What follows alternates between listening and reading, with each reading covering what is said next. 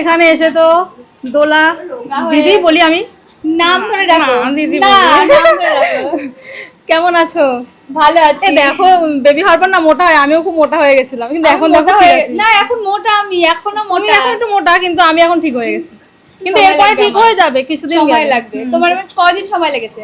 আমি তো একাই সবাই হয়ে আমাকে গেছি। বলে যে 6 মাস নাকি সময় লাগে, 5-6 মাস। হ্যাঁ হয়ে যায়, কিন্তু কিন্তু এরপরে যখন এরপরে এটাই যখন তুমি বেবির জন্য ধরো যা যা ওর কাজ বাজ করতে হবে, খাবার দাবার করতে, তখন এমনি দেবে রোগা হয়ে যাবে। আসো, তোমাকে ব্যায়াম দেয়নি পেটের জন্য? করি না। আমিও তো তাই আলসেমিটা করতে পারতাম না। উষার বাবা কার কোলে উঠেছো? এই যে বলে ওর নতুন গরমও মায়ের লাগে। কোলে। নতুন পিপি। ওদের নতুন মা হয়েছে, একটা হ্যাঁ। পিপি, আমি তার কোলে উঠেছি। তুমি কি পুনু নেবে?